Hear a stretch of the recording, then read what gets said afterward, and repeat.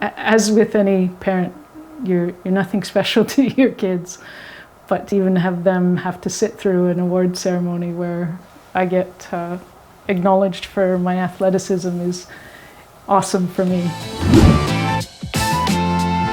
Susan Marsh is a Canadian former professional badminton player, varsity basketball player, and fastball player who won gold on the provincial, national, and international levels. In the '79 Pan Am Games, Susan successfully clinched gold in both singles and mixed doubles. She then went on to win both silver and gold titles on the provincial and national stage many times throughout her career. Being from a small town, one of the privileges I had was being supported by the entire town, by the entire city of Stratford.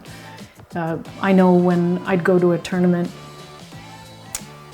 I might not have parental support there for whatever reasons, but my example is when I came home from California after the Pan Ams, they had a civic reception for me in the Canadian Tire parking lot. There was dozens and dozens of people there, banners, both from the badminton club, Stratford Minor Girls Softball, I think, did a congratulations banner, and I drove in a convertible up Ontario Street to the City Council meeting where they gave me some flowers and a reception at City Council.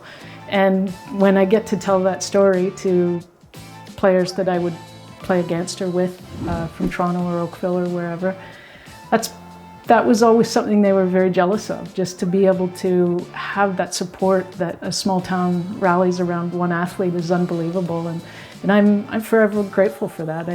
I do think that my experiences were way different than the people that I competed with solely because I was from a small town. Yeah, I have a lot of proud moments for badminton, for sure. I know that I can't ignore winning at the Pan Ams, for sure. But I do know that grade 10 winning the nationals was a big deal for me. That was the year that I worked the hardest. It was the year that I was expected to win also, so when you're first seed, you want to follow through with that. I remember one of my high school teachers came out. She was from Calgary, and it was during March break, and she came to watch, and I'll never forget her being able to be there and watch that. I do know even things like playing for Ontario at the Canada Winter Games, just being picked for that team. I was in grade 12, and most players on the team were in university, and not most, all were in university, but I got to play on that. That was pretty memorable.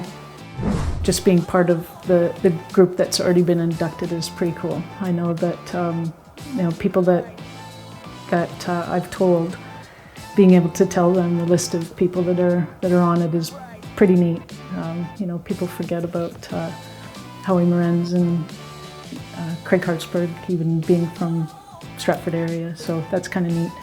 I'm, touched that all these years later it still means something, that people in Stratford were impacted by some young badminton player, and the fact that that's to be etched somewhere in history in Stratford feels pretty cool.